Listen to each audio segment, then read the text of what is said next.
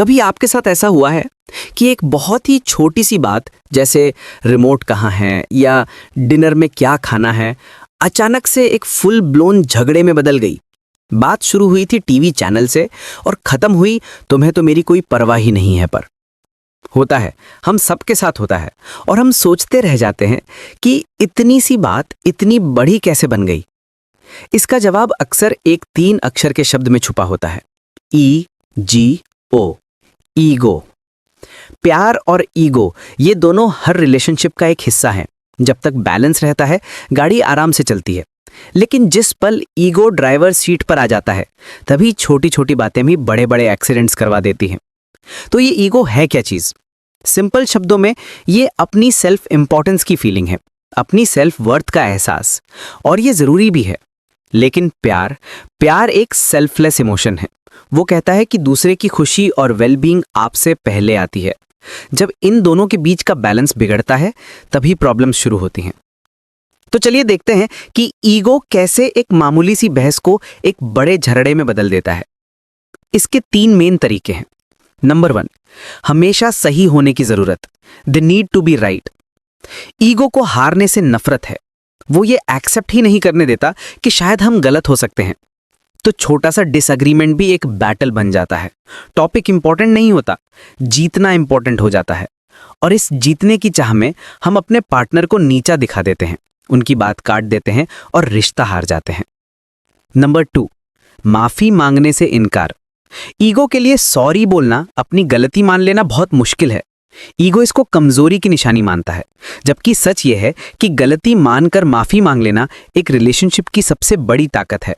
जब हम सॉरी नहीं बोलते तो छोटी सी मिसअंडरस्टैंडिंग भी अनरिजॉल्व्ड रह जाती है। वो एक घाव की तरह है जो टाइम के साथ और गहरा होता जाता है और आगे चलकर एक बड़ा झगड़ा बनकर फटता है। और नंबर 3, डिफेंसिव हो जाना और इमोशनली दूर हो जाना। जब किसी की बात से हमारा ईगो हर्ट होता है तो हमारा पहला रिएक्शन क्या होता है? हम डिफेंसिव हो जाते हैं। हम खुद को बचाने के लिए काउंटर अटैक करते हैं। मैंने ऐसा क्यों किया क्योंकि तुमने वैसा किया था। या फिर हम चुप हो जाते हैं, इमोशनली विड्रॉ कर लेते हैं। दोनों ही सूरतों में कम्युनिकेशन बंद हो जाता है, और जहां कम्युनिकेशन बंद होता है वहां प्रॉब्लम्स बढ़नी शुरू हो जाती हैं।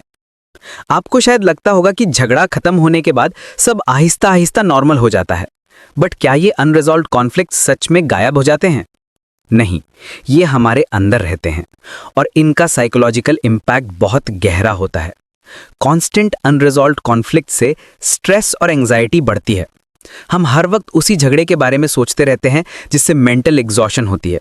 पार्टनर्स के बीच इमोशनल डिस्टेंस आ जाता है, एक अजीब सी खामोशी, एक अकेलापन जो साथ रहते हुए भी महसूस होता है।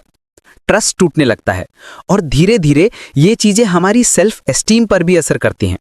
हम खुद को डाउट करने लगते हैं, यहाँ तक कि इस स्ट्रेस का असर हमारी फिजिकल हेल्थ पर भी पड़ता है, हाई ब्लड प्रेशर से लेकर कमजोर इम्यूनिटी तक। रीसेंट रिसर्च भी इस बात को सपोर्ट करती है।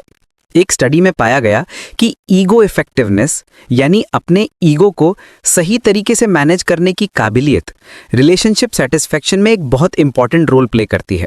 जिन लोगों में ये इफेक्टिवनेस हाई होती है उनके रिलेशनशिप्स ज्यादा स्ट्रांग और सेटिस्फाइंग होते हैं, जबकि जिनका ईगो इफेक्टिवनेस लो होता है उनमें एग्रेशन और मैनिपुलेशन जैसी चीजें ज्यादा देखी जाती हैं।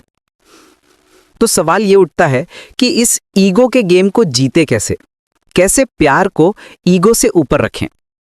इसका सॉल्यूशन छुपा है कुछ सिंपल प्रैक्टिकल स्टेप्स में।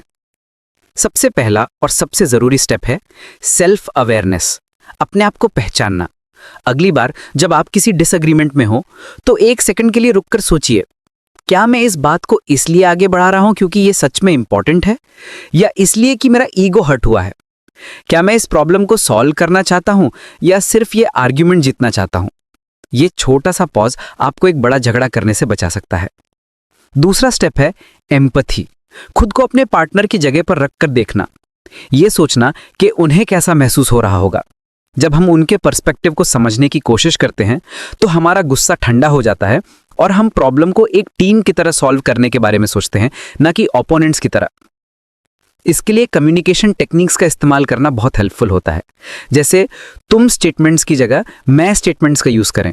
ये कहने के बजाय कि तुम हमेशा मेरी बात नहीं सुनते, ये कहकर देखिए कि जब मेरी बात नहीं सुनी जाती तो मुझे फील होता है कि मेरी ओपिनियन मैटर नहीं करती। देखिए, दोनों बातों का मतलब एक ही है, लेकिन इम्पैक्ट बिल्कुल अलग है। पहला वाला एक इल्जाम जैसा लगता है, दूसरा वाला आपकी फीलिंग बताता है। तीसरा स्टेप है ह्यूमिलिटी। गलती मान लेना, सॉरी बोल देना। यह समझना कि गलती एक्सेप्ट करना आपको छोटा नहीं बल्कि बड़ा बनाता है। यह आपके पार्टनर को दिखाता है कि आपके लिए यह रिश्ता आपके ईगो से ज्यादा इंपॉर्टेंट है। और चौथा स्टेप है ग्रैटिट्यूड। अपने पार्टनर को अप्रिशिएट करना, उनकी छोटी छोटी चीजों के लिए उन्हें थैंक यू बोलना। जब हम ग्रैटिट्यूड प्रैक्टिस करते हैं तो हमारा फोकस उनकी अच्छाइयों पर जाता है, न कि कमियों पर। इससे एक पॉजिटिव एनवायरनमेंट बनता है जहां ईगो के लिए जगह ही नहीं बचती। कभी कभी ये कल्चरल नॉर्म्स या सोसाइटल एक्सपेक्टेशंस भी ईगो एंड लव के बैलेंस को अफेक्ट करते हैं। फॉर एग्जाम्पल, कई कल्चर्स में मर्दों से एक्सपेक्ट किया जाता है कि वो अपनी फीलिंग्स को दबाएं, जिससे ओपन कम्युनिकेशन मुश्किल हो जाता है और मिसअंडरस्टैंडिंग्स बढ़ जाती हैं।